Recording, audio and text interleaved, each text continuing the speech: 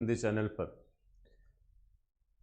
मित्रों, आज आपके सामने हम एक बड़ी महान विभूति के बारे में चर्चा करने जा रहे हैं, जिनका सामाजिक योगदान कहीं न कहीं इतिहास में एक गर्व महसूस करने लायक है।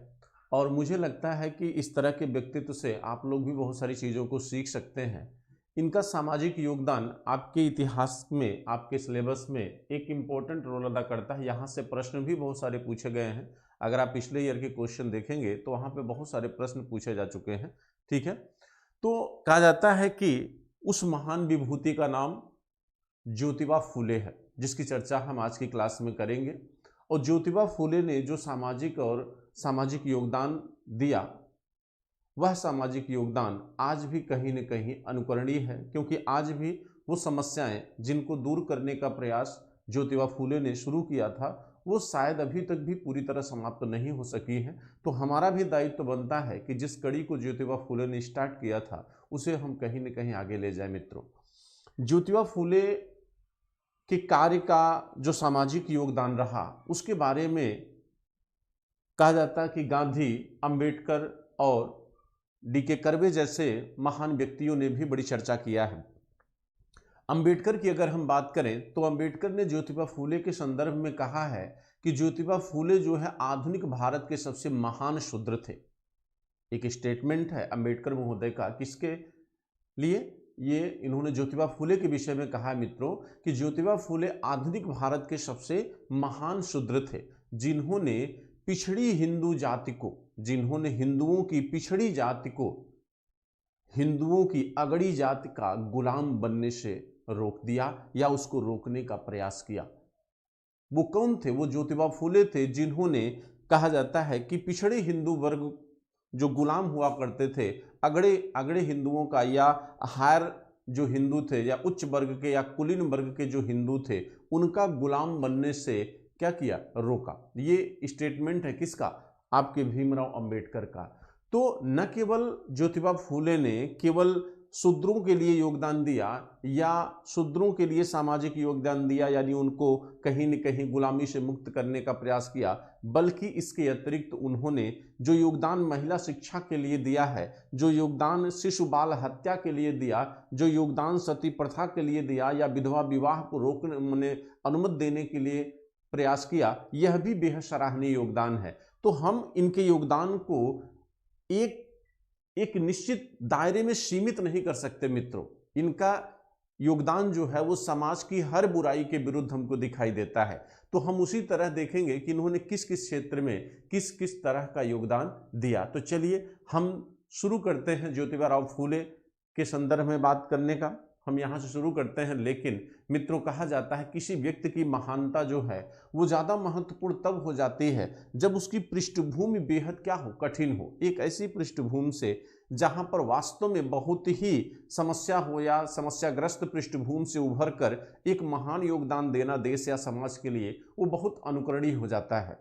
तो ज्योतिबा फूले का योगदान ज़्यादा महत्वपूर्ण इसलिए हो जाता है क्योंकि इनकी जो पृष्ठभूमि है वो इस तरह के व्यक्तित्व निर्माण के लिए उचित नहीं थी। जिस तरह का व्यक्तित्व ज्योतिबा फूले ने अपना बनाया, उस तरह का व्यक्तित्व इतनी कठिन परिस्थिति में निर्मित नहीं हो पाता सामान्य तौर से, इसलिए इनका योगदान और भी अनुकरणीय हो जाता है। ठीक है, तो चलिए हम ज्योतिबा फूले को देखते हैं कि ज्योतिबा फूले का उद्भव किस तरीके से होता है, इनकी पृष्ठभूमि क्या थी, किस तरह के समाज से उभर कर ये आए थे, और किस तरह अपनी सामाजिक परंपराओं या बुराइयों को दूर करने का इन्होंने क्या किया? प्रयास किया। ठीक है,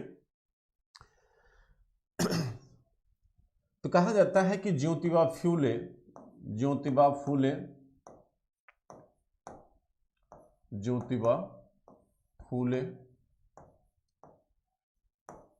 इनका जन्म मित्रों, इनका जन्म 11 अप्रैल 1827 को सतारा के कुडगल ग्राम में हुआ था। किस ग्राम में? कुडगल ग्राम में हुआ था। ये इनका गांव है। ठीक है, ये ग्राम है और ये आपका जिला है। ये क्या है? जिला है। ठीक है, देखिए इनका जन्म जो है 11 अप्रैल 1827 को 1827 को जिला सतारा यानी महाराष्ट्र के कुडगल ग्राम में इनका जन्म हुआ। कहा जाता है इनके पिता जो थे गोविंदराव, इनके पिता का नाम क्या था? गोविंदराव। इनके पिता का नाम था गोविंद राव, जो पेशे से क्या थे? माली थे। पेशे से क्या थे मित्रों? माली, यानी फूलों का उत्पादन करने वाला क्या थे? माली। इसीलिए इनके जो टाइटल में आप देख रहे हैं जो फूले नाम जुड़ा हुआ है वो इनके व्यवसाय से संबंधित है, यानी जो इनका कार्य था, जो इनका व्यवसाय था, उसी व्यवसाय के आधार पर इनके नाम में ये फूले शब्द क्या है? जुड़ जाता है। ठीक है, तो इनका माने जो टाइटल है वो टाइटल इनके क्या है? व्यवसाय से जुड़ा हुआ है मित्रों, इनके व्यवसाय से जुड़ा हुआ है। इनकी जो माँ थी, माता कहा जाता है, इनकी माँ का नाम चिमड़ाबाई था। इनकी माँ का नाम क्या था? चिमड़ाबाई था। दुर्भाग्य से कहा जाता है कि यह बालक इतना दुर्भाग्यशाली था कि जब माँ से जन्म हुआ, यानी ज्योतिबा फूले का जब जन्म हुआ तो 9 माह में भी, यानी 9 माह केवल जन्म हुआ था, तभी इनकी माता चिमड़ाबाई का या चिमनाबाई का क्या हो जाता है? मृत्यु हो जाती है। तो यह अबोध बालक जब इनकी मां की मृत्यु हो जाती है तो कहा जाता है कि गोविंदराव के समक्ष उस समय एक सबसे बड़ी समस्या उत्पन्न हो जाती है अपने इस बालक के पोषण को लेकर, यानी पालन को लेकर। तो कहा जाता है चिमड़ाबाई की बहन की पुत्री थी सगुणाबाई। देखिए सगुणाबाई, सगुणाबाई कौन है? ध्यान से समझिएगा थोड़ा सा। कहते हैं सगुणाबाई जिन्होंने पाला पोसा किसको? ज्योतिबा फूले को। यह सगुणाबाई जो है चिमनाबाई की बहन, इनकी बहन की पुत्री है सगुणाबाई। तो ओवरऑल कहीं न कहीं सगुणाबाई क्या लगेंगी? ज्योतिबा फूले की। भाई सगुणाबाई जो है माने ज्योतिबा फूले के मौसी की क्या है? पुत्री है। ठीक है, तो सगुणाबाई ने ज्योतिबा फूले को क्या किया? यानी पालन पोषण किया। ठीक है, इनका पालन पोषण किसने किया? ज्योतिबा सगुणाबाई ने किया। पालन पोषण किसके द्वारा किया गया? सगुणाबाई के द्वारा किया गया। सगुणाबाई जो है बेहद जागरूक महिला थी मित्रों। सगुणाबाई जो है बेहद जागरूक महिला थी, और जागरूक इसलिए थी क्योंकि कहा जाता है कि यह एक अंग्रेज के यहाँ दाई का काम करते थे। ठीक है, तो दाई का काम करते करते इनको कुछ अंग्रेजी लैंग्वेज की क्या थी? जानकारी भी हो चुकी थी। तो अंग्रेजी लैंग्वेज की जानकारी होने से और अंग्रेजों की जो रहन सहन, जो उनकी दैनिक दिनचर्या थी, उसको देखकर कहीं न कहीं इनको ये लगता था कि वास्तव में जो हमारा समाज है वो कहीं अधिक ज़्यादा रूढ़िवादी, बुराइयों को लेकर, अपने समाज की रूढ़िवादी मान्यताओं को लेकर सगुणाबाई कहीं ज़्यादा क्या थी? जागरूक थी। और जब सगुणाबाई ने ज्योतिबा फूले को पालना पोषना शुरू किया तो इन सगुणाबाई का जो प्रभाव था वह कहीं न कहीं इस नवीन बालक पर क्या होता? जरूर पड़ता मित्रों। और हुआ भी ऐसा। ठीक है, कहा जाता है इसका प्रभाव जो है ज्योतिबा फूले पर भी दिखाई दिया। लेकिन केवल सगुणाबाई का ही प्रभाव इस बालक पर नहीं था, इस पर गोविंद राव का भी प्रभाव था। गोविंद राव भी बेहद जागरूक इंसान थे। ये भी समाज की परख रखते थे, ये भी समाज की बुराइयों से जो है पूरी तरह वाजिब थे, ये भी समाज की बुराइयों को दूर करना चाहते थे। लेकिन कहते हैं ना कि समस्याओं को जानना, उनको पहचानना और उनको दूर करने का प्रयास करना, ये दोनों अलग अलग चीजें होती मित्रों। तो पिता गोविंद राव भी उस समय की सामाजिक रूढ़िवादिताओं से परिचित थे, लेकिन दुर्भाग्य यह था कि उनमें हिम्मत नहीं हुई कि वह उन बुराइयों के विरुद्ध जा सके। ठीक है, लेकिन वह अपने बेटे को प्रारंभ से ही जागरूक करना चाहते थे। और सगुणाबाई का प्रभाव जब ज्योतिबा फूले पर पड़ा तो कहा जाता है कि ज्योतिबा फूले को इन्होंने क्या किया? शिक्षा देने का निश्चय किया। ज्योतिबा फूले को इन्होंने शिक्षा देने का निर्णय किया, और यह शिक्षा इनकी 7 वर्ष की उम्र में क्या होती है? प्रारंभ होती है। यानी जब बालक ज्योतिबा फूले 7 वर्ष के थे मित्रों, तब इनको पहली बार शिक्षा के लिए भेजा गया, और यहीं पर इनके पिता गोविंदराव ने एक मराठी ब्राह्मण को इनका पहली बार क्या बनाया? गुरु बनाया।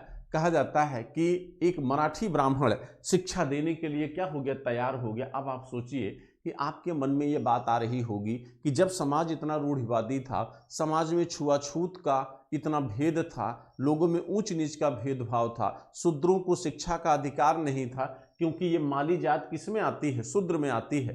तो फिर प्रश्न ये उठता है कि आखिर एक मराठी ब्राह्मण शिक्षा देने के लिए तैयार कैसे हो गया, जिनका नाम क्या था, विनायक राव जोशी। कहा जाता है इस मराठी ब्राह्मण जो है ज्योतिबा फूले की प्रतिभा से बेहद प्रभावित था और ज्योतिबा फूले को ये शिक्षा देने के लिए क्या हुए, तैयार हुए। तो इसका मतलब हुआ कि उस समय भी अधिकतर समाज भले ही रूढ़िवादी रूढ़िवादी विचारों को मानता था, उनका अनुपालन करता था, लेकिन उस समय के समाज में कहा जाता महाराष्ट्र में दो तरह के समाज का निर्माण हो चुका था। महाराष्ट्र में एक वर्ग ऐसा था जिसकी संख्या बेहद कम थी, जो रूढ़िवादिता को समाप्त करना चाहता था, जो कहीं न कहीं महिलाओं की शिक्षा का भी हिमायती था, महिलाओं के संदर्भ में जो बुराइयां थी उनको भी दूर करने का हिमायती था, लेकिन उसकी संख्या अल्पमत में होने के कारण वह प्रभावशाली नहीं हो पा रहा था। ठीक, तो वैसी ही विचारधारा के एक व्यक्ति थे विनायक राव, कहा जाता है विनायक राव जोशी, जो इनके क्या बने, पहले गुरु बने।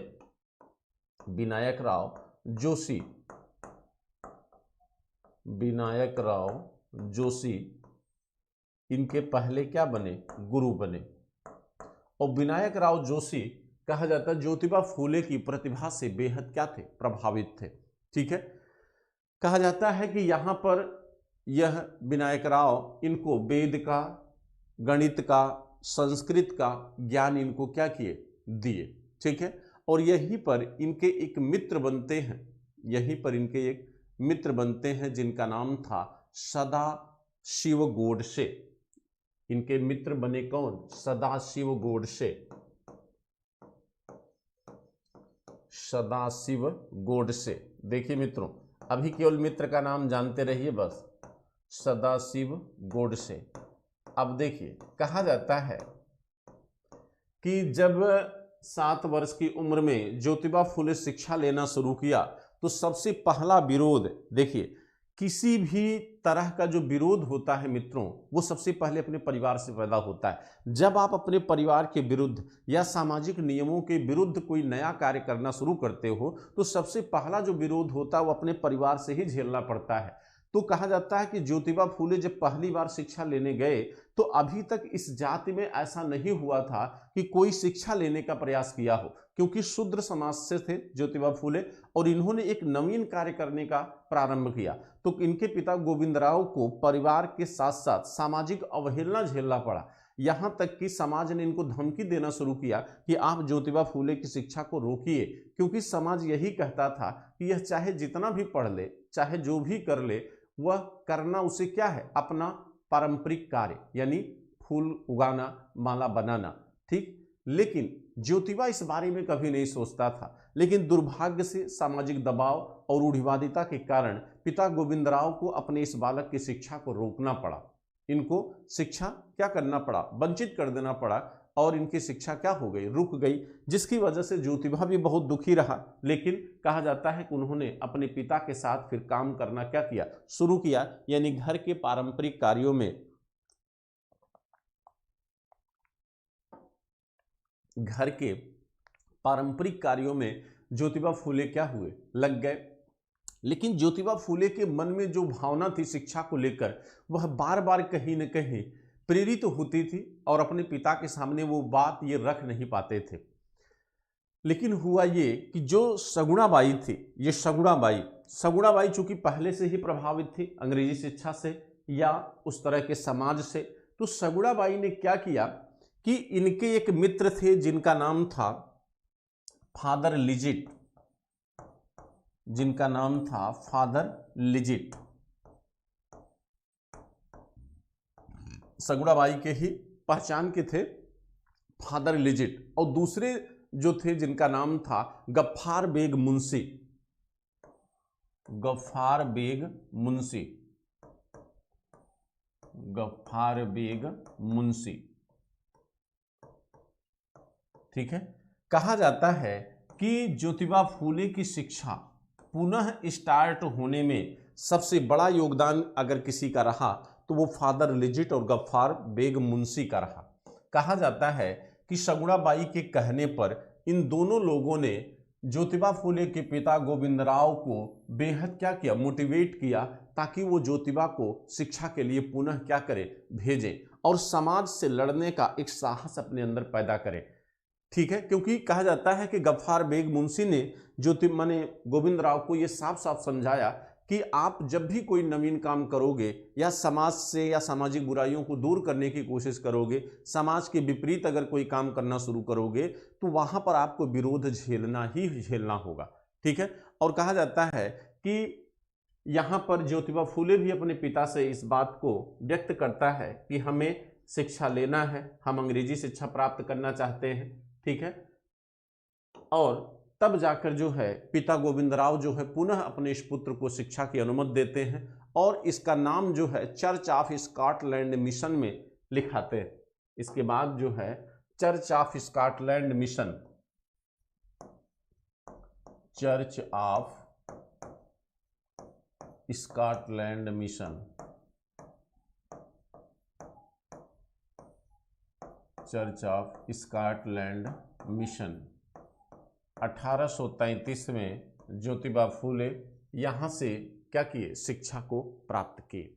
ठीक है, यहाँ से शिक्षा को प्राप्त किए और कहा जाता है कि यहाँ पर इनके मित्र सदाशिव गोडसे, इनके मित्र जो है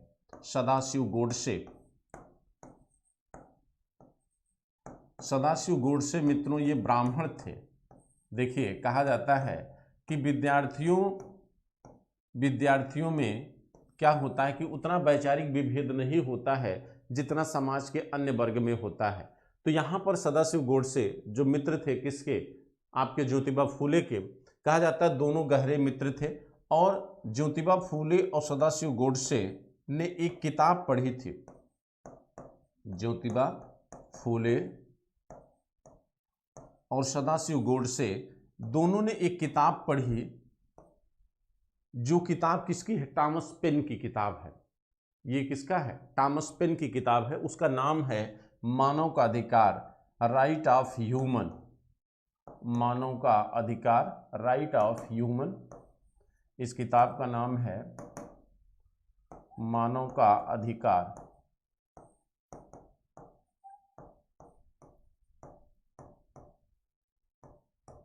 मानव का अधिकार, राइट ऑफ ह्यूमन। ये किताब थी किसकी, टॉमस पेन की, टॉमस पेन। कहा जाता है मित्रों इस किताब ने ज्योतिबा फुले के जीवन को बदल दिया। ठीक है, जब इस किताब को ज्योतिबा फुले ने पढ़ा कि मानव का अधिकार, तो कहा जाता है इससे बेहद प्रभावित हुए ज्योतिबा फुले। प्रभावित क्यों हुए, क्योंकि ज्योतिबा फुले को यहाँ पर यह लगा कि जो मनुष्य होता है वो ईश्वर की संतान है, वो ईश्वर की क्या है, संतान है। और अगर ईश्वर की संतान है वो, तो उसको सारे समान अधिकार होने चाहिए। फिर ये जाति पात, छुआछूत, ऊंच नीच, ये जो सामाजिक समस्याएं हैं, जो सामाजिक बुराइयां हैं, ये क्यों है, सती प्रथा क्यों है, बाल विवाह क्यों है, ये जो बुराइयां हैं उनका समाज में क्या स्थान है, महिलाओं को शिक्षा का अधिकार क्यों नहीं है, समाज में समता क्यों नहीं है, सभी को एक समान अधिकार क्यों नहीं है, शूद्र क्यों जो है एक वंचित वर्ग के रूप में जीवन जी रहा है। तो कहा जाता है यहाँ पर उनकी आंखें पूरी तरह से क्या हो जाती, खुल जाती है। और यहीं से इन्होंने एक निर्णय लिया। कहा जाता है कि इस किताब से ज्योतिबा फुले को सामाजिक बुराइयों का क्या होता है, ज्ञान होता है। जो सामाजिक विषमता थी या जो सामाजिक बुराई थी उसकी जानकारी इस पुस्तक से हुई। और यहीं पर कहा जाता है कि ज्योतिबा फुले ने ये माना कि सामाजिक बुराइयां क्या हैं। भाई सामाजिक बुराइयां क्या हैं, सामाजिक बुराइयां आपका जाति पात, ऊंच नीच का जो भेदभाव है, यही क्या है, सामाजिक बुराई है। स्त्रियों को समता का अधिकार न होना, स्त्रियों को एक समान अधिकार न होना, उन्हें शिक्षा का अधिकार न होना, पर्दे में रहना, ये सब क्या थे, ये उस समय की बुराई थी। कहा जाता ज्योतिबा फुले का मानना था कि जो ये सामाजिक बुराइयां हैं वो कहीं न कहीं हमारे धर्म से क्या है, जुड़ी हुई हैं। वो कहीं न कहीं हमारी धार्मिक मान्यताओं से क्या है, जुड़ी हुई हैं। तो यहाँ पर इन्होंने ये निर्णय लिया कि ये जो सामाजिक वर्ग विभेद है, ये सामाजिक वर्ग विभेद कैसे दूर किया जा सकता है, ये जो सामाजिक बुराई है, ये जो जाति पात है, इसे दूर कैसे किया जा सकता है। तो इनका ये मानना था कि चूंकि ये हमारी मान्यताएं हैं, हमारी वैचारिक मान्यताएं हैं, हम विचार से इन परंपराओं को एक पीढ़ी से दूसरे पीढ़ी तक क्या करते हैं, आगे लेकर चलते हैं। तो हमारे विचारों का निर्माण होता कैसे है, हमारे विचारों के निर्माण पर सबसे पहला प्रभाव किसका होता है, गुरु का होता है कि पिता का होता है कि माँ का होता है। तो यहाँ पर ज्योतिबा फूले ने इस बात का विचार किया कि किसी भी बच्चे के विचार के निर्माण में सबसे पहला जो प्रभाव होता है वो उसकी माँ का होता है। तो माँ अगर प्रगतिशील विचारधारा की होगी, और माँ प्रगतिशील विचारधारा की मित्रों तब होगी जब वो एजुकेट होगी। तो यहाँ पर इन्होंने ये निर्णय लिया कि अगर हम स्त्री शिक्षा को बढ़ावा दें, यानी होने वाली आने वाली माँ को अगर हम एजुकेट कर दें, शिक्षित कर दे, तो उससे जन्म लेने वाला जो बच्चा होगा वो प्रगतिशील विचारधारा का होगा, और आने वाली जो जनरेशन होगी वो शायद इन सामाजिक बुराइयों से क्या हो, मुक्त हो। और यही सोचकर यहाँ पर कहा जाता है कि इन्होंने स्त्री शिक्षा का क्या किया, निर्णय लिया कि क्या करेंगे, हम स्त्री शिक्षा का प्रसार करेंगे। इन्होंने स्त्री शिक्षा का क्या किया, निर्णय लिया। कौन, ज्योतिबा फूले। मित्रों, ज्योतिबा फूले चूंकि अब स्वयं जो है पढ़ लिख चुके थे, बहुत सारी महत्वपूर्ण किताबों को पढ़ चुके थे, और इनके जीवन में बहुत सारे ऐसे वाकया, बहुत सारे ऐसी घटनाएं घटित हुई थी जिसकी वजह से इनको अपना जीवन तक बदलना, माने इनको व्यवहारिक जानकारी मिली थी, यानी प्रत्यक्ष रूप से इन्होंने बुराइयों को देखा था, प्रत्यक्ष रूप से इन्होंने बुराइयों को देखा था। कहा जाता है कि इनके एक गुरु हुआ करते थे, एक दूसरे गुरु जिनका नाम था लहू जी बुआ। देखिए, एक दूसरे गुरु थे जिनका नाम था लहू जी बुआ। उस समय हो क्या रहा था, महाराष्ट्र में सेनानी तैयार किए जा रहे थे अंग्रेजों से लड़ने के लिए, ठीक है। तो लहू जी बुआ ऐसे युवाओं को प्रशिक्षित करते थे। ये वही लहू जी बुआ हैं जो बलवंत राय फड़के के भी गुरु थे। ये बलवंत राय फड़के के भी गुरु थे मित्रों, ध्यान दीजिएगा। कहा जाता है ये बलवंत राय फड़के के भी गुरु थे। बलवंत राय फड़के एक क्रांतिकारी थे, आप जानते होंगे बहुत अच्छी तरह। तो ये ऐसे युवाओं को तैयार करते थे, प्रशिक्षित करते थे, शारीरिक रूप से उनको बलिष्ठ बनाते थे, प्रशिक्षण देते थे। तो यह प्रशिक्षण ज्योतिबा फूले भी ले रहे थे। और एक दिन हुआ ये कि कहा जाता है कि बलवंत राय माने जो इनके गुरु थे, ये भले ही शारीरिक शिक्षा देते थे लेकिन बड़े पढ़े लिखे थे लहू जी बुआ। कहा जाता है एक दिन अपने मित्र सदाशिव के साथ जब वो लहू जी बुआ के साथ इनके घर जा रहे थे, बारिश हो रही थी, और लहू जी बुआ से ज्योतिबा फूले ने अब्राहम लिंकन की किताब मांगी पढ़ने के लिए। तो लहू जी बुआ ने कहा कि चलो घर चलकर ले लेना। तो कहा जाता है कि जब बलवंत राय फड़के जब लहू जी बुआ के साथ ज्योतिबा फूले इनके घर गए तो इन्होंने एक नाम पुकारा, यामू। एक नाम इन्होंने लिया, किसने, यामू एक नाम इन्होंने लिया कि इनमन इस नाम को संबोधित किया कि यामू हमें हमारे पुस्तकों की पोटली दे दो। और कहते हैं जब यामू उस पुस्तक की पोटली लेकर आई तो उसको देखकर ज्योतिबा फूले आश्चर्यचकित रह गए। तो आश्चर्य की क्या बात थी मित्रों, कहा जाता है कि ज्योतिबा फूले ने जब उस यामू को देखा तो वो आश्चर्यचकित रह गए और बड़े आश्चर्य से उनको देखते रहे। तो वो यामू कौन थे मित्रों, कहा जाता है कि यामू जो है इनके गुरु की 9 वर्ष की एक पुत्री थी जो विधवा हो चुकी थी, जिसके सर पे बाल नहीं थे, तन पे सफेद वस्त्र था, लेकिन चेहरे पे अभी भी वो लालिमा थी, वो रौनक थी। कहा जाता है कि ज्योतिबा फूले ने जब कहा कि मैंने अपने गुरु लहू जी बुआ से इन्होंने कहा कि ये कौन है, ये कौन है, तो उन्होंने बताया कि ये मेरी पुत्री है जो विधवा हो चुकी है। और मात्र 9 दिन हुआ था उसका विवाह हुए, 9 दिन हुआ था उसको विवाह हुए। तो ज्योतिबा फूले ने जब अपने गुरु से कहा कि आप इसका पुनः विवाह क्यों नहीं करते, तो कहा जाता है कि लहू जी बुआ एकदम क्रोधित हो गए, एकदम क्रोधित हो जाते हैं ज्योतिबा फूले के ऊपर। और आप सोचिए कि एक शिक्षित वर्ग भी अपनी रूढ़िवादी विचारों को छोड़ने के लिए तैयार नहीं तैयार थे लहूजी बुआ। उन्होंने कहा कि ये हमारी परंपरा है, ये हमारी संस्कृति है, हम इसको कैसे बदल सकते हैं। तो ज्योतिबा फुले ने उनसे कहा कि अगर आपकी संस्कृति किसी व्यक्ति के पूरे जीवन को नरक बना दे तो ऐसी संस्कृति हमें छोड़ देना चाहिए, क्योंकि संस्कृति का संबंध मानव से होता है और अगर संस्कृति मनुष्य के लिए उपयोगी न हो तो उस संस्कृति को बदल देना चाहिए। और मित्रों, आज भी अगर आप देखिए तो आपका जो कल्चर ट्रेड है वो हमारी ज़रूरतों के हिसाब से क्या हो रहा है, बदल रहा है। पहले हम धोती कुर्ता पहनते थे, पहले हम साड़ी पहनते थे, लेकिन हम ट्रेंड बदलने के साथ साथ हमारे पहनावे में, हमारे रहन सहन में परिवर्तन हो रहा है कि नहीं हो रहा है। अगर हम रूढ़िवादी विचारधारा के होते तो क्या हम इन ट्रेंड में जो चेंज आ रहा है इस परिवर्तन को स्वीकार करते? नहीं करते। कहा जाता है यहाँ इतने दुखी हुए ज्योतिबा फुले कि उन्होंने अपने इन गुरु से वह पुस्तक लिया नहीं, वापस आ गए और पुनः जो है वह बलवंत इनके पास दोबारा नहीं गए। तो एक वाकया था, कहा जाता है यहाँ भी इन्होंने देखा कि वास्तव में एक विधवा स्त्री की कितनी दुर्दशा है भारतीय समाज में, और यहां से इन्होंने विधवा को पुनर्विवाह की अनुमति के लिए क्या किया, विचार किया कि हम विधवा पुनर्विवाह के लिए क्या करेंगे, संघर्ष करेंगे। और यह सारी समस्याएं कहीं न कहीं किससे जुड़ी थी? महिलाओं से जुड़ी थी। महिलाओं का अप्रगतिशील होना, एक रूढ़िवादी मानसिकता में विश्वास करना, यह सबसे बड़ा रीजन था, क्योंकि इनको लगा कि अगर इस समाज में परिवर्तन होना है तो वह परिवर्तन शुरू कहां से हो सकता है? महिला समाज से ही हो सकता है। और इसीलिए इन्होंने महिलाओं को शिक्षित करने का निर्णय लिया और स्त्रियों की शिक्षा के लिए भारत में सबसे पहला स्कूल किसके द्वारा खोला गया? ज्योतिबा फुले के द्वारा पुणे में खोला गया। ठीक है, और ये भारत में खुलने वाला पहला महिला स्कूल माना जाता है। ठीक है,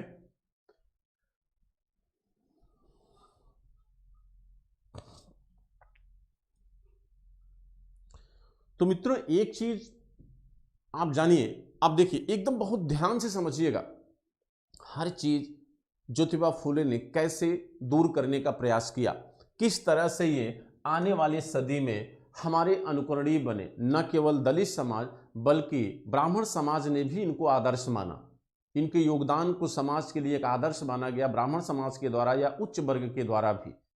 ठीक है, देखिए कहा जाता है इन्होंने, अब देखिए स्त्री शिक्षा का निर्णय तो ले लिया मित्रों, अब स्त्री शिक्षा का निर्णय इन्होंने तो ले लिया, तो स्त्री शिक्षा, क्या आप सोचिए कि उस समय के समाज में क्या इनका यह कार्य जो है इतना आसान था कि जो महिला सदियों से, कई हजारों वर्षों से जो शिक्षा का अधिकार से वंचित हो चुकी है, उत्तर वैदिक काल के बाद महिलाओं के शिक्षा के अधिकार क्या किए गए? रोक दिए गए। तो 1500 वर्षों से जो महिला शिक्षा से वंचित हो, जो कई जनरेशन ने इसका अनुसरण किया हो, देखा हो कि नहीं महिलाओं को शिक्षा का अधिकार नहीं होता, एकाएक कोई ऐसा व्यक्ति आए जो महिला के शिक्षा के अधिकार की बात करे तो क्या समाज उसकी पूजा करेगा? नहीं। कहा जाता है कि समाज यहाँ पर पूरी तरह ज्योतिबा फुले का विरोध करेगा, तो आसानी से यह प्रक्रिया ज्योतिबा फुले के लिए शुरू नहीं हो सकती। ज्योतिबा फुले ने, कहा जाता है कि सबसे पहला स्कूल इन्होंने, स्त्री स्कूल इन्होंने सबसे पहला खोला। कहाँ पर? पुणे में। पुणे में सबसे पहला स्त्री स्कूल इन्होंने खोला। कब खोला? 1848 में। तो यहाँ समस्या है भाई, आप स्कूल खोलने जा रहे हो तो आपके पास अध्यापक होना चाहिए, आपके पास विद्यार्थी होने चाहिए, आपके पास जो है एक बिल्डिंग होनी चाहिए, एक बिल्डिंग होनी चाहिए जहां पर आप उस विद्यालय को क्या करें, ओपन कर सके। तो कहा जाता है कि मित्रों यहां पर इनको सबसे बड़ी मदद मिली किससे? तात्या साहब भिंडे से। तात्या साहब भिंडे एक मराठा ब्राह्मण थे। देखिए कहा जाता है कि तात्या साहब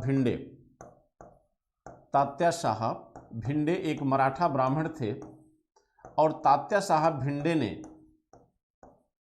अपने स्तर पर अपना एक महल सौंप दिया। किसको? अपना एक महल सौंप दिया। किसको?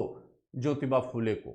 ठीक, यानी अपना एक घर दे दिया कि आप जो है इसमें शिक्षा का क्या करिए, आरंभ करिए। न केवल घर दिया, कहा जाता है कि इसको शुरू करने के लिए 100 रुपए का अनुदान भी दिया और ये वादा किया कि हर वर्ष जो है हम आपको 5 रुपए का अनुदान करेंगे। ठीक है, तो कहा जाता है कि अब समस्या ये थी कि भाई शिक्षक के रूप में तो ज्योतिबा फूले मौजूद थे, लेकिन शिष्य कौन बनने को तैयार है, शिष्य कौन बनेगा? तो कहा जाता है कि ज्योतिबा फूले ने पहला शिष्य बनाया अपनी पत्नी सावित्रीबाई फूले को। पहला शिष्य कौन बना?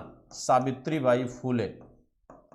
तो थोड़ी सी चर्चा हम सावित्रीबाई फूले के बारे में भी करेंगे, क्योंकि सावित्रीबाई फूले ने उस रूढ़िवादी समाज से जो संघर्ष किया था वो आम महिला नहीं कर सकती मित्रों। अभी हम इनके योगदान की चर्चा करेंगे, सावित्रीबाई फूले की। सावित्रीबाई फूले की चर्चा अभी हम करेंगे। थोड़ा सा सावित्रीबाई फूले के बारे में बात करते हैं। सावित्रीबाई फूले का जन्म जो है, इनका जन्म, सावित्रीबाई फूले का जन्म, इनका जन्म हुआ था 1831 में। माने कितने साल बड़ी थी? 27 में पैदा हुए थे कौन? ज्योतिबा फूले। और 31 में पैदा हुई थी कौन? सावित्रीबाई फूले। इनका जन्म भी सतारा के नए गांव में हुआ था। इनका जो गांव था उसका नाम था नए गांव। नए गांव में पैदा हुई थी, और यह नए गांव भी कहाँ है? सतारा। यानी एक ही जिले के थे, महाराष्ट्र के एक ही जिले के थे दोनों। ठीक है, इनके पिता का नाम था खांडेराव, खांडोजी नेवसे, और लक्ष्मीबाई इनकी माता का नाम था। पिता थे खांडोजी नेवसे, खांडोजी नेवसे इनके पिता थे, और इनकी माता थी लक्ष्मीबाई। इनकी माता लक्ष्मीबाई थी। कहा जाता है कि 9 वर्ष में दोनों का विवाह हो गया। यानी ज्योतिबा फूले से जब ये 9 वर्ष की थी तभी इनका क्या हो जाता है? विवाह हो जाता है। 9 वर्ष यानी बाल विवाह का प्रचलन था, बाल विवाह हो गया। और ज्योतिबा फूले ने सबसे पहले क्या किया? इन्हीं को शिष्य बना दिया अपने इस विद्यालय में। और कहा जाता है जब सावित्रीबाई फूले को इन्होंने शिष्य बनाया तो सबसे पहला विरोध सावित्रीबाई को अपने परिवार से झेलना पड़ा, यानी जो इनके खानदान के, जो इनके समुदाय के लोग थे। क्योंकि शूद्र समाज को शिक्षा का अधिकार नहीं था। यहां तो शूद्र समाज में महिला शिक्षा के लिए जा रही थी। यह शूद्र समाज से शिक्षित होने वाली पहली महिला है। शूद्र समाज से शिक्षा लेने वाली ये क्या थी? पहली महिला थी। शूद्र समाज से माने शिक्षिका बनने वाली भी पहली महिला है। और दलित समाज या शूद्र के बाद 1849 में एक स्कूल बनेगा जिसको हम कहते हैं बेथुन स्कूल, जो आपके ईश्वरचंद्र विद्यासागर के योगदान से निर्मित हुआ था। ठीक है, ये भी महिला शिक्षा यहाँ से शुरू होती है। लेकिन दलित समाज को जोड़कर अगर पूछे तो दलित समाज में पहला जो स्कूल था वो ज्योतिबा फूले के द्वारा बनाया गया। अब देखिए, कहा जाता है कि सावित्रीबाई फूले एक नैतिक महिला थी, और इन्होंने जब शिक्षा शुरू किया तो बड़ा विरोध हुआ ज्योतिबा फूले का। माने लोगों ने असहनीय पीड़ा पहुंचाई ज्योतिबा फूले को, यहां तक कि पत्थर मारते थे, धूल मारते थे, यहां तक कि मारने तक की लोगों ने धमकी दे दिया। कहा जाता है कि यहाँ के कुछ लोगों ने ज्योतिबा फूले को मारने का निर्णय ले लिया। और एक दिन कहा जाता है कि ज्योतिबा फूले अपनी पत्नी के साथ जब आंधी तूफान यानी बारिश युक्त मौसम में अपने घर को जा रहे थे, उसी समय 2 तलवार लिए हुए व्यक्ति इनको मिलते हैं।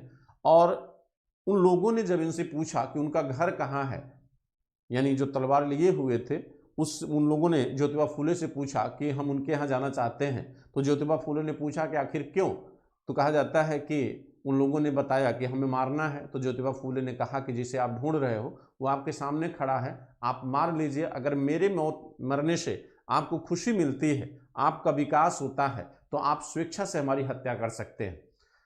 तो वहां पर कहा जाता है कि उन दोनों लोगों ने इनकी हत्या नहीं किया और पैर पकड़ लेते हैं, इनके शिष्य बन जाते हैं।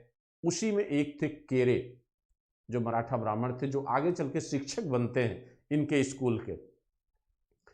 कहते हैं कि यहां पर अंततः इन्हें अपनी पत्नी की शिक्षा को रोकना पड़ा, लेकिन इन्होंने घर में ही अपनी पत्नी को, कहा जाता है कि शिक्षा देना शुरू किया। यानी हौसला जो बुलंद था, उस हौसले को इन्होंने रोका नहीं। समाज के इतने प्रबल विरोध होने के बावजूद इन्होंने अपनी पत्नी सावित्रीबाई फूले की शिक्षा को बाधित नहीं होने दिया। कहा जाता है कि घर में ही इन्होंने माने शिक्षा देने की जो पद्धति थी, जो माने टाइम था, उसको कई गुना बढ़ा दिया। उसका दो उद्देश्य था। एक, सबसे पहले यह अपनी पत्नी को शिक्षित करके एक शिक्षिका बनाना चाहते थे, इसलिए जल्द से जल्द इनको शिक्षा देना चाहते थे और वही काम किया। कहा जाता है कि इन्होंने पत्नी को घर में ही शिक्षित किया और बाद में यही सावित्रीबाई इस स्कूल में क्या बन गई? शिक्षिका बन गई। कहा जाता है कि जब सावित्रीबाई शिक्षिका बनी तो सबसे पहले 6 लड़कियां इस स्कूल में आई। इन 6 लड़कियों में 4 ब्राह्मण थी। इन 6 लड़कियों में 4 क्या थी? ब्राह्मण थी, क्योंकि स्त्रियों की दशा तो ब्राह्मण समाज या कुलीन समाज में भी दयनीय थी। यहाँ भी जो सामाजिक परंपराएं, जो सामाजिक बुराइयां थी, वो कहीं न कहीं स्त्रियों को ही झेलना पड़ता था।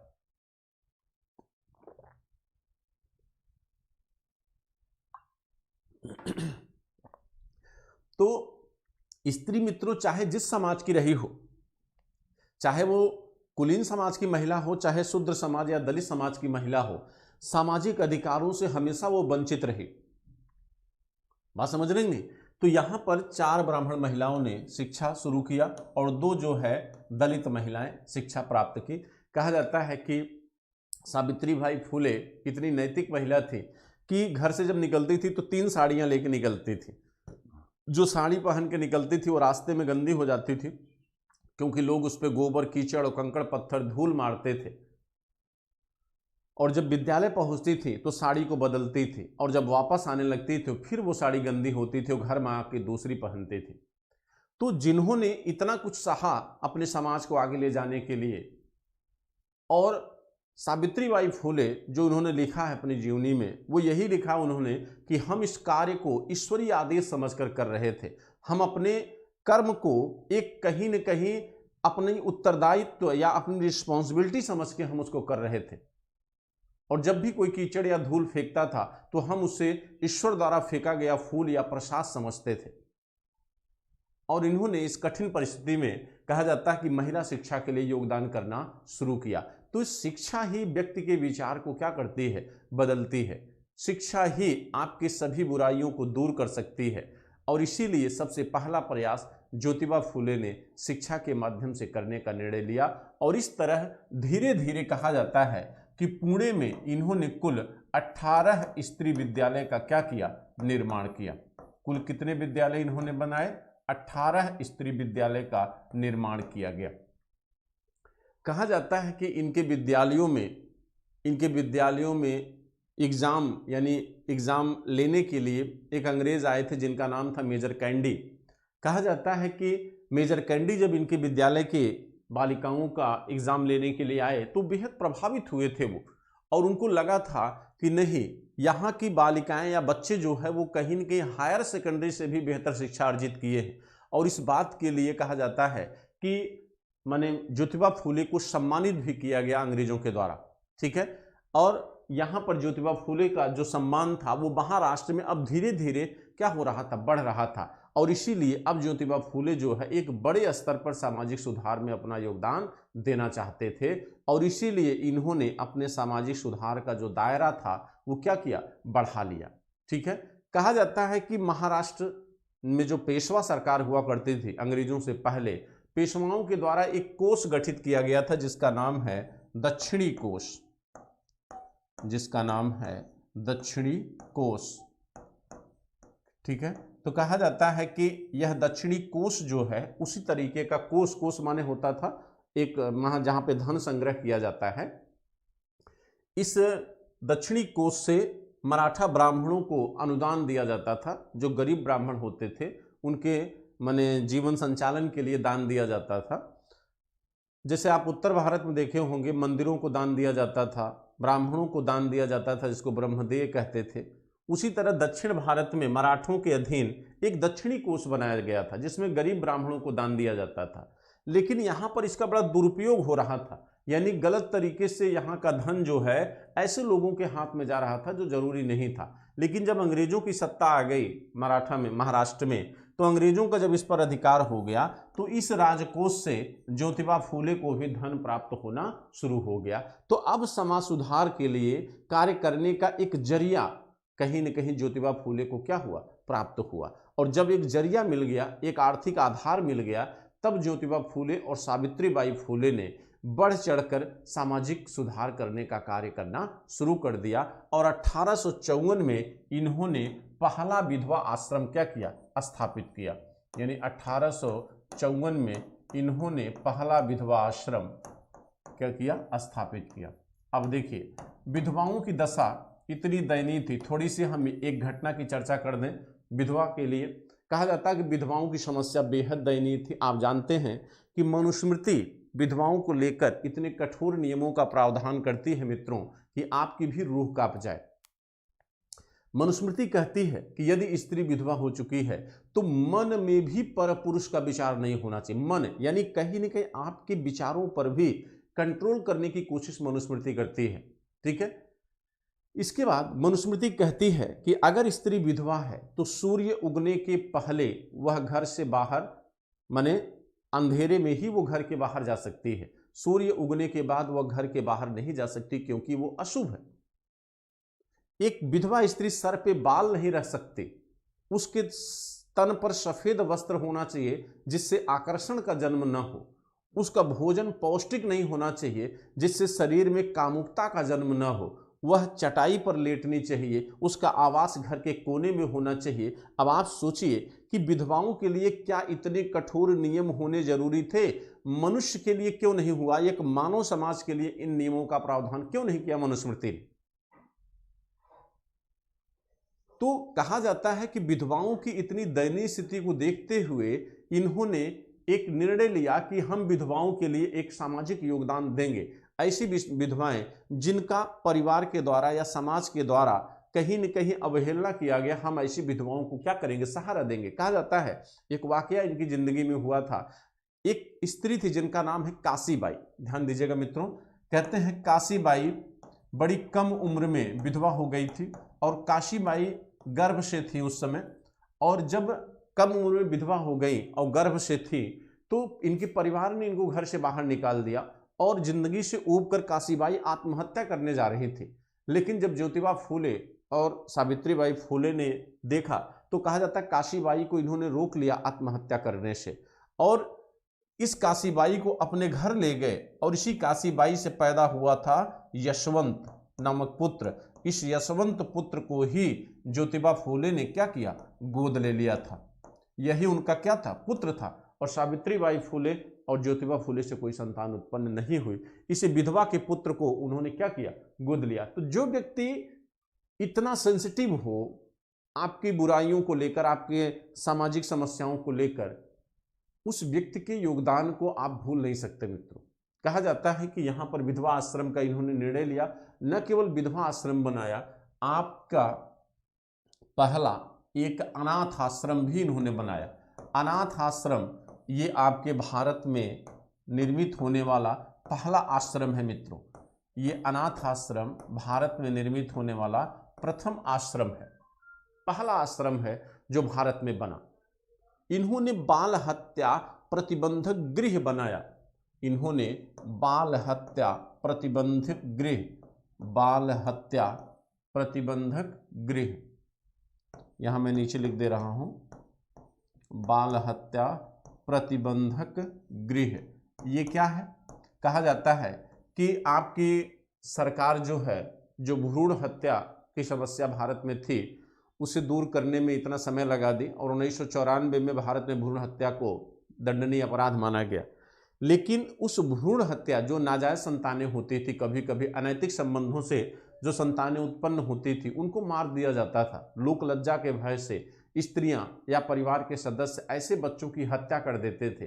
कहा जाता है कि अब सोचिए, ज्योतिबा फूले और सावित्रीबाई फूले ने इस तरह की सामाजिक समस्याओं को भी दूर करने का प्रयास किया। इन लोगों ने ऐसे नाजायज संतानों को भी मौत से बचाने के लिए, मृत्यु से बचाने के लिए बाल हत्या प्रतिबंधक गृह की क्या किया, स्थापना किया, ताकि इस तरह के बच्चों की हत्या को क्या किया जा सके, रोका जा सके। तो ज्योतिबा फूले का जो योगदान रहा, हम उसे केवल दलित समाज के लिए नहीं मान सकते, हम उसे पूरे महिला समाज के लिए मान सकते मित्रों। ऐसा नहीं था कि जो इन्होंने योगदान दिया यह केवल दलित समाज के लिए रहा हो। हाँ, एक प्रयास इन्होंने जरूर किया कि दलित समाज को माने उच्च वर्ग के हिंदू समाज के शोषण से मुक्त करने का प्रयास जरूर किया। इन्होंने जीवन में यह प्रयास किया कि किसी तरह हम महाराष्ट्र के शूद्र समाज को क्या करें, उठा सके, हम उनको गुलामी से मुक्त करा सके। बात समझ रहे हैं? तो कहा जाता है ये संस्थाएं इन्होंने बनाया। और इसके साथ साथ आप कह सकते हैं कि सती प्रथा, बाल विवाह,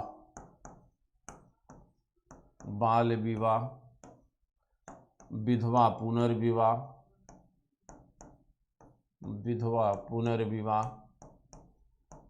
बाल विवाह, विधवा पुनर्विवाह,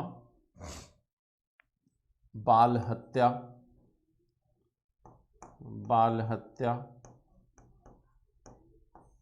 इसे आप भ्रूण हत्या कह सकते हैं, भ्रूण हत्या को रोकने का प्रयास किया। यानी इन तरह की सामाजिक बुराइयों को कहीं न कहीं ज्योतिबा फूले ने दूर करने का प्रयास किया। तो अब सोचिए, यानी जो प्रयास इन्होंने किया वो पहला प्रयास कहीं न कहीं इन संस्थाओं के द्वारा है। भाई, हम संस्थाओं की स्थापना करके ऐसी बुराइयों से प्रभावित लोगों को शरण दे सकते हैं। लेकिन शरण देने से ये बुराइयां समाप्त तो नहीं हो सकती मित्रों। भाई, जब तक हमें अगर उचित कार्य करना है, हमें इन बुराइयों को समाज से हमेशा दूर करना है, तो कहीं न कहीं हमें जनता को जागरूक करना होगा। तो जागरूक करने के लिए इन्होंने शिक्षा का आरंभ तो कर दिया, लेकिन इन बुराइयों को कहीं न कहीं समाज में प्रचारित भी तो करना है कि नहीं, ये सामाजिक बुराई हैं। अगर जब तक हम समाज को जागरूक नहीं करेंगे कि ये सामाजिक बुराई हैं, तब तक समाज इनका परित्याग नहीं करेगा। और समाज तक प्रचारित करने के लिए हमारे पास दो आधार स्तंभ होने चाहिए। एक प्रचार का माध्यम होना चाहिए, दूसरा एक संगठन होना चाहिए। बिना संगठन के हम कोई भी इस तरह का कार्य शायद संभव नहीं कर पाए। और कहा जाता है कि यह निर्णय इन्होंने तब लिया, इनको बड़ा आघात लगा था एक घटना से। इनके एक मित्र थे सखाराम इनके मित्र थे। कहा जाता है सखाराम के बड़े भाई का विवाह था। उस विवाह में सखाराम ने इनको आमंत्रित किया और बड़े सज धज के ज्योतिबा फूले जब पहुंचे तो कहा जाता है कि जिस समय ये खा पी रहे तो उसी समय एक व्यक्ति की नज़र ज्योतिबा फूले पर चली गई और वह क्रोध में ज्योतिबा फूले को पूरी तरह अपशब्द से क्या करता है, अपमानित कर देता है। और ज्योतिबा फूले को बड़ा तकलीफ हुआ वहाँ इस बात का कि ईश्वर के बनाए इस मनुष्य में भेद कैसा। यानी जब हम सब ईश्वर की संतान हैं, लोग कहते हैं, तो ऊंच नीच क्यों। और यहाँ पर उन्होंने इस बुराई को दूर करने का क्या किया, निर्णय लिया और एक संगठन बनाया जिसका नाम है, एक संगठन इन्होंने बनाया था जिसका नाम है, देखिए याद नहीं आ रहा, 1873 में ये संगठन बना था।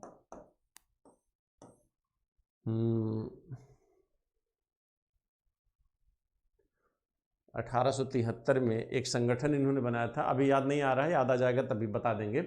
तो कहते हैं इसकी स्थापना हुई थी 24 सितंबर 1893, सत्यशोधक समाज की इन्होंने स्थापना किया 1893 में। कहा जाता है इस सत्यशोधक समाज, देखिए सत्यशोधक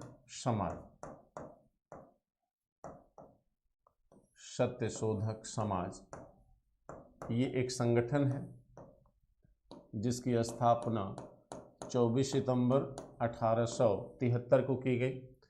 इसका उद्देश्य था शूद्रों को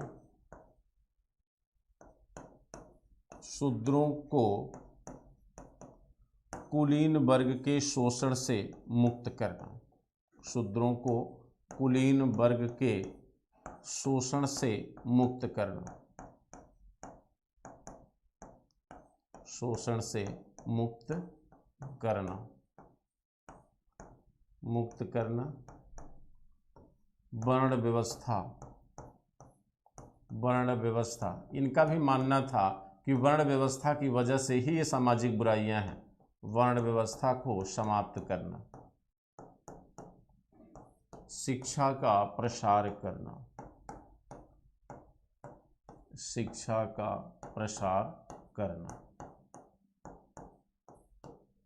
देखिए, कहा जाता है कि जो संगठन इन्होंने बनाया और इस संगठन के द्वारा जो आंदोलन इन्होंने चलाने का प्रयास किया, इसे हम ब्राह्मण विरोधी आंदोलन कहा जाता है।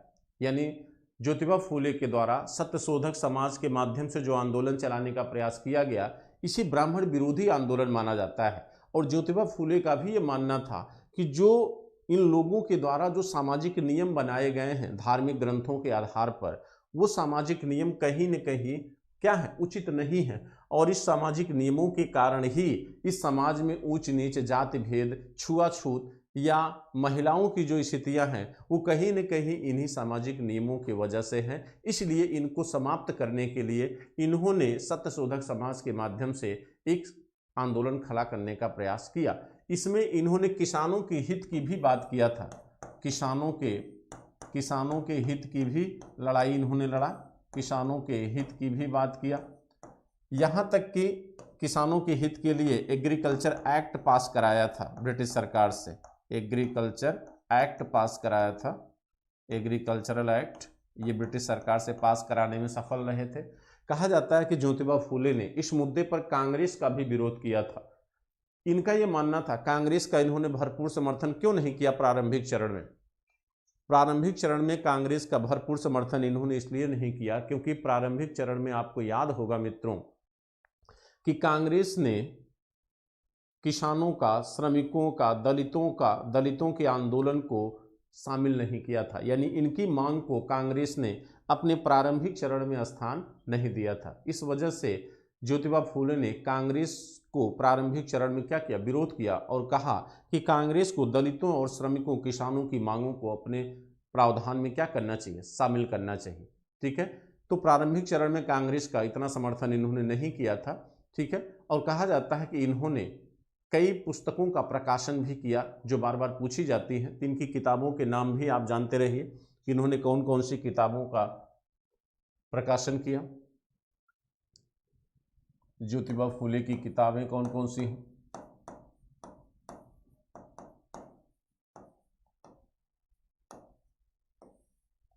ज्योतिबा फूले की पुस्तक,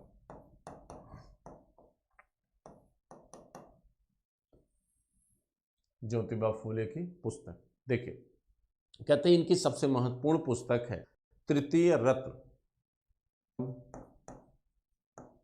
सार्वजनिक सत्य धर्म, तीसरी है गुलामगिरी, और सबसे ज़्यादा पूछी जाने वाली अगर कोई पुस्तक है तो वो कौन सी है, गुलामगिरी। अभी तक आपके एग्जाम में कम से कम 20 बार ये पूछी जा चुकी है। ठीक है, 20 बार पूछी जा चुकी है। अगला छत्रपति शिवाजी, छत्रपति शिवाजी,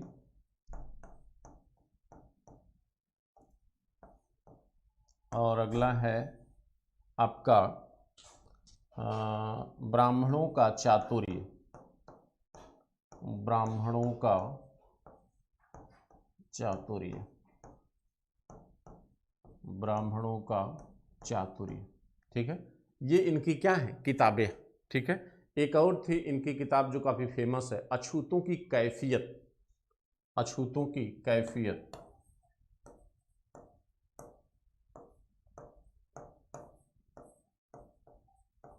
अछूतों की कैफियत। ये इनकी किताबें हैं। ठीक है, इसको आप लोग नोट कर लीजिएगा।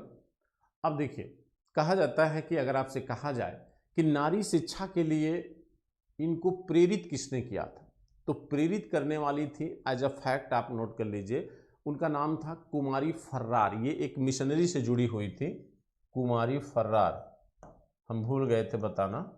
इन्हीं के कहा जाता है ये अपने मित्र के साथ जाकर इनसे मिले थे और इन्होंने स्त्री शिक्षा के लिए क्या किया था, ज्योतिबा फूले को प्रेरित किया था और इनसे प्रेरित होकर इन्होंने स्त्रियों के लिए विद्यालयों की स्थापना का दौर क्या किया, शुरू किया। अब देखिए, कहा जाता है कि ज्योतिबा फूले ने 19वीं दशक में, 19वीं सदी में जो योगदान अपने दलित समाज के लिए या महाराष्ट्र के महिला समाज के लिए दिया, वो कहीं न कहीं अतुलनीय है और आने वाली कई विभूतियों ने इनके सामाजिक योगदान के लिए इनकी तारीफ किया है। कहा जाता है कि अगर प्रभाव के तौर पर देखें, इनकी सफलता को हमें अगर देखना हो कि कितना ये सफल रहे, तो बहुत बड़े स्तर पर इनका योगदान देखा जाता है। अगर देखें तो इन्होंने 18 स्त्री शिक्षा स्कूल स्थापित किया और कहीं न कहीं उस समय के समाज में महिलाओं को भी शिक्षा का अधिकार दिलाने में क्या रहे, सफल रहे। और जब महिलाओं को शिक्षा का अधिकार मिलना शुरू हुआ तो समाज में एक बहुत बड़े बदलाव की प्रक्रिया का क्या होता है, जन्म होता है। और धीरे धीरे आधुनिक समाज में अगर आप देखिए तो कहीं न कहीं आज सामाजिक बुराइयों की संख्या जो हो क्या है, कम हो चुकी है। लेकिन मित्रों सच कहें तो अभी भी सामाजिक बुराइयां पूरी तरह समाप्त नहीं हुई हैं। इसलिए हमारा यह दायित्व बनता है कि हमें जो भी सामाजिक बुराइयां या विषमता विद्यमान है उनको दूर करने का प्रयास करें। मूल रूप से अगर हम कहें तो कहा जाता है कि ज्योतिबा फूले ये फूले नहीं थे, ये पहले गेरे थे। ये पहले क्या थे, गेरे थे। और ये गेरे जो है ये महाराष्ट्र में ग्राम सेवक हुआ करते थे। ये महाराष्ट्र में क्या थे, ग्राम सेवक थे।